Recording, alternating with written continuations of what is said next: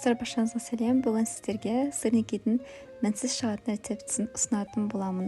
Видеоны соңына дейін көреміз. Сырникидің жақсы шығуы ол тікелей творогке байланысты. Яғни творогымыз сулы болмауы қажет, құрғақ болуы қажет. Бір пакет сүзбемізді қостық, жұмыртқамызды қостық. Дәміне қарай 2 немесе 3 ас қасық қант қосамыз. Сосын 2 ас қасықтай ұнымызды қосамыз да жақсылап араластыратын боламыз. Егер қолыңызға қатты жабысып жатса, тағыдан сәл ұн қосып жіберсеңіз болады. Немесе ұнның орнына манный крупаны қолдансаңыздар да болады. Бірақ ұнымызды көп қоспауымыз қажет, себебі сырникидің дәмі кетіп қалады. Жақсылап билеп болған соң доскамызға сәл ұн қосып, жақсылап аунатып аламыз. Егер қолыңызға қатты жабысып жатқан жағдайда сумен немесе ұнмен қолыңызға батырып отырсаңыз болады. Алдымен осындай бірдей бөлшектерге бөліп алдым. Кейін сырникиді өстіп ұнға аунатып, әдемі формасына келтіретін боламыз.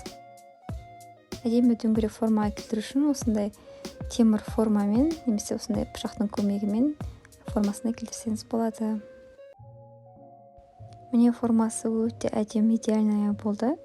Езілмей, бұлшырамай, прям әдемі шықты.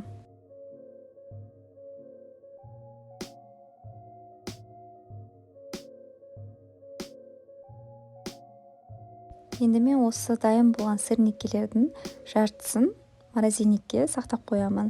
Ол үшін бөлек доскаға өстіп барлығын орналастырып морозильникке салып қоямын да осылай қатырып алатын боламын. Қатырмастан бұрын доскаңыз құрғақ болуы қажет және ұн сеуіп жібересіз кішкене. Одан кейін шығарып пакетикке салып қайтадан морозильникке саламыз. Сол кезде осылай бір-біріне жабыспай күшті сақталатын болады.